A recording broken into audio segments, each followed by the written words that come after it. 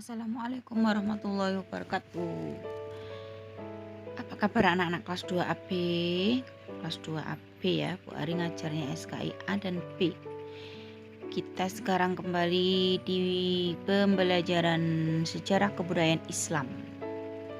Ya, sebelum kita mulai pelajaran, kita baca doa dulu yuk. Semoga dimudahkan oleh Allah Subhanahu wa taala. A'udzubillahi minasyaitonirrajim. Bismillahirrahmanirrahim. Rabbis shrahli sadri wa yassirli amri wahlul 'uqdatam min lisani yafqahu qawli. Shadaqallahul azim. Ya, Bu Ari di sini SKI-nya melanjutkan materi yang minggu lalu ya. Karena satu bab itu Bu Ari pecah jadi 2 pertemuan. Biar kalian gak bingung. Nah itu ya, ada anak belajar pakai laptop tok Bari melanjutkan dari SKI tentang Nabi Saleh alaihi salam. Yang minggu kemarin kan tentang Nabi Saleh, tentang apa? Tentang kaum Samud ya. Dakwahnya Nabi Saleh ditolak atau ditentang dengan kaum Samud. Ya itu ya, masih ingat ya. Ini Bu Ari lanjutkan ya. Nah kemarin kan mukjizatnya Nabi Saleh ya. Ada yang mengakui, ada yang tidak mengakui kaum Samud ya. Unta betina Nabi Saleh alaihi salam. Nah Nabi Saleh berpesan kepada umatnya, unta ini mukjizat dari Tuhanku, yaitu Allah Subhanahu wa taala. Unta ini bisa dimanfaatkan susunya dan tidak akan pernah habis. Luar biasa ya anak-anak ya, susunya nggak pernah habis. Unta ini tidak boleh diganggu. Siapapun jika ada yang mengganggu akan tertimpa azab dari Allah. Apa azab itu? Seperti kayak hukuman ya. Tapi kalau hukuman dari Allah itu namanya azab, musibah gitu loh nak. Kaum Samud tidak menyadari kalau unta itu adalah ujian bagi mereka. Nggak menyadari karena tidak mengakui mereka. Kaum Samud tidak mengakui kenabiannya Nabi Saleh. Allah Subhanahu wa taala hendak menguji keimanan mereka. Ya, diuji semua manusia, semua hamba itu kan diuji keimanannya. Macam-macam ujiannya. Nah, tadi ya, sekarang azab Allah setelah tadi coba Paris slide. Tadi tentang unta Nabi Saleh ya, yang menghasilkan susu yang gak pernah habis. Tapi syaratnya unta ini gak boleh diganggu. Nah kalau diganggu nanti tertimpa azab. Tapi kaum Samud itu tidak menyadari kalau unta itu adalah ujian, sedang menguji keimanannya Allah. Nah ternyata kaum Samud itu masih tidak percaya dengan Nabi Saleh, dengan unta itu tadi. Azab Allah Subhanahu wa taala bagi kaum Samud. Sejak ada unta betina yang keluar dari batu itu ya anak-anak ya, yang membawa berkah air susu, masyarakat yang beriman semakin kuat imannya. Dia percaya, makanya semakin kuat imannya. Oh iya rek, ternyata batu itu bisa mengeluarkan unta betina, dan unta ini mengeluarkan susu yang tidak pernah habis. Dia percaya, maka imannya semakin kuat. Orang kafir semakin iri. Orang kafir, orang yang tidak sependapat dengan Nabi Saleh dan dendam kepada Nabi Saleh alaihi salam. Mereka selalu berusaha mematahkan dakwah Nabi Saleh, selalu menghalang-halangi biar dakwanya Nabi Saleh itu tidak berhasil. Namanya aja orang kafir ya, tidak mengakui Tuhan Allah Subhanahu wa taala. Orang-orang kafir mengadakan sayembara. Sayembara itu kayak apa ya sekarang itu, kayak kalau yang bisa melaksanakan dapat hadiah gitu loh. Siapa yang sanggup membunuh unta Nabi Saleh alaihissalam akan mendapatkan hadiah. Orang-orang kafir itu mengadakan sayembara. Siapa yang berani membunuh unta itu akan mendapat hadiah. Padahal pesannya Nabi Saleh, unta itu tidak boleh diganggu. Diganggu aja tidak boleh, apalagi dibunuh ya anak-anak ya. Karena unta itu ujian dari Allah. Lalu unta Nabi Saleh alaihissalam dipanah. Ya zaman dulu itu kan panah ya, zaman Nabi itu. Tahu panah ya anak-anak ya? Oleh seorang pembunuh dan mengenai kaki unta. Otomatis kalau kena kakinya kan kakinya nggak bisa jalan, untanya nggak bisa lari ya. Mereka berhasil membunuh unta dan mendapatkan hadiah. Nah, mendapatkan hadiah dari orang kafir tadi. Dia memenangkan sayembara. Setelah unta mati, orang kafir menentang Nabi Saleh alaihissalam dengan berkata, orang kafir berhasil membunuh unta, dia malah semakin meremehkan Nabi Saleh, malah menentang dengan berkata seperti ini, karena untanya mati. Hai Saleh, ya nggak pakai Nabi ngomongnya. Hai Saleh, unta yang kau banggakan itu sekarang telah kami bunuh. Tidak ada balasan siksa bagi kami, katanya kaum kafir. Mana balasan siksa dari Allah, buktinya nggak ada apa-apa. Maksudnya ke orang kafir seperti itu. Padahal pikirnya Nabi Saleh, tunggu saja ya. Lalu Nabi Saleh berkata, kalian telah membuat dosa besar sekarang. Kalian bisa bersenang-senang 3 hari ini. Maksudnya itu tunggu 3 hari ini. Tunggu saja. Ancaman yang dijanjikan oleh Allah Subhanahu wa Ta'ala telah datang.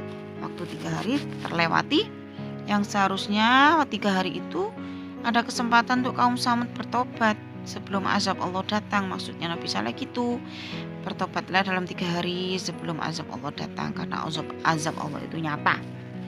Menyadari kesalahannya, malah mengejek Nabi Saleh alaihissalam. Gak percaya orang kafir itu malah mengejek, menghina. Ya, ngilok-ngilok no Nabi Saleh. Kaum Samud berniat membunuh Nabi Saleh, sudah mengejek malah mau membunuh sebelum siksa Allah datang. Pikirnya orang kafir, dibunuh aja Nabi Saleh ini sebelum siksa Allah datang. Ya, ternyata Nabi Saleh dilindungi sama Allah. Allah Subhanahu wa Ta'ala Maha melindungi hambanya yang benar. Ya, makanya kalian dalam keadaan apapun harus di jalan yang benar ya nak ya, jujur terutama. Kaum Samud gagal membunuh Nabi Saleh alaihissalam karena Nabi Saleh selalu dilindungi oleh Allah. Esok harinya kaum Samud disambar petir yang meledak. Nah, itu azab Allah yang dijanjikan oleh Allah. Nah, tiba-tiba ada petir meledak keras, menggelegar, membelah angkasa bumi. Saking kerasnya sampai buminya itu terbelah nak. Masya Allah, kiamat itu ya.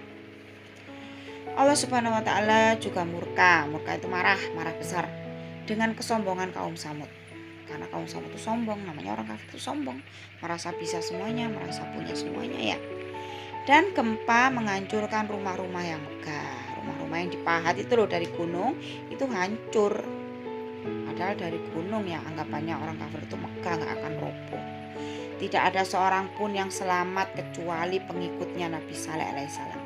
Orang kafir yang menentang Nabi Saleh alaihissalam semuanya musnah, hancur, kena petir yang menggelegar tadi, kecuali pengikut Nabi Saleh yang beriman, yang mau mengikuti dakwah-dakwah Nabi Saleh. Nah, itu tadi ya anak-anak ya. Sekarang kita menuju keteladanan Nabi Saleh alaihissalam. Keteladanan itu yang patut kita contoh berarti ya, sikap-sikap yang baik. 1, jangan pernah putus asa dalam berdakwah meski ada yang menghalangi. Nabi Saleh nggak pernah putus asa, meskipun banyak menghalangi, sekalipun ada yang membunuh, dia tetap maju terus karena dia merasa dilindungi oleh Allah, minta perlindungan Allah di jalan yang benar. Kita harus menyembah Allah Subhanahu wa Ta'ala, nggak boleh menyembah selain Allah ya. Itu namanya syirik, dosa yang sangat tidak diampuni. Dosa apapun itu diampuni ya nak ya sama Allah. Membunuh, berbohong, berzina atau apa itu diampuni sama Allah kalau orang taubat. Tapi kalau sudah syirik, menyekutukan Allah, menduakan Allah, itu sangat tidak diampuni. 3, kita melaksanakan perintah Allah Subhanahu wa Ta'ala dan menjauhi larangannya. Apa perintahnya? Yaitu sholat, ngaji, patuh pada orang tua ya, nurut, gak boleh membantah, menjauhi larangannya ya. Apabila ada kaum berbuat dosa atau durhaka, melanggar perintah Allah Subhanahu wa Ta'ala, akan dibinasakannya. Nah, janji Allah itu nyata ya nak ya. Azab Allah itu nyata kalau ada orang melanggar, pasti dikasih azab sama Allah. 5, jika Allah Subhanahu wa Ta'ala berkehendak, berkeinginan ya sesuatu, maka terjadilah. Allah kan mas segala-galanya yang menentukan semuanya. Kun fayakun, kamu jadi ini karena kamu melanggar, langsung dijadikan ini. Ya, makanya kita harus tetap gak pernah luput untuk memohon pertolongan sama Allah. Kita itu nggak ada apa-apanya ya kalau di hadapan Allah, enak ya. Makanya kita itu harus tetap berdoa. Itu tadi anak-anak ya, sikap sikap kisah Nabi Saleh, apa tadi, keteladanan azab kaum Samud ya, azabnya kaum Samud yang tidak mengakui kenabian Saleh, menentang, yang mau membunuh. Nah, dari cerita ini kira-kira hikmah apa yang kalian ambil? Satu, nggak boleh sombong, nggak boleh merasa punya segalanya, semua itu milik Allah. Kalau kita sudah diambil semuanya sama Allah, kita bisa apa ya? Nggak boleh berputus asa dalam kebaikan, dalam kebenaran. Tidak boleh menyekutukan Allah, kita harus menyembah Allah ya. Melaksanakan perintahnya, sholat, ngaji, patuh pada orang tua, dan menjauhi larangannya. Pasti kalian tahu kan larangan-larangan Allah itu apa saja. Malas sholat, membantah ya, boleh. Terus azab Allah itu nyata ya. Terus jika Allah itu berkehendak suatu, maka terjadilah, maka kita harus benar-benar takut sama Allah. Oke ya anak-anak, sampai di sini pelajaran SKI-nya. Mohon maaf atas kurangannya Bu Ari. Sampai bertemu di pembelajaran bab SKI berikutnya. Dan ini ada tugas ya anak-anak, coba diperhatikan.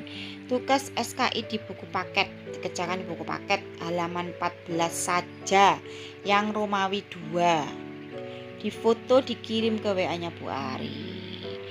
Tolong tulisannya yang jelas enak ya, pensilnya ya. Itu ya, halaman 14 yang Romawi 2 saja. Oke, terima kasih anak-anak, sampai di sini pembelajarannya. Sampai bertemu. Assalamualaikum warahmatullahi wabarakatuh.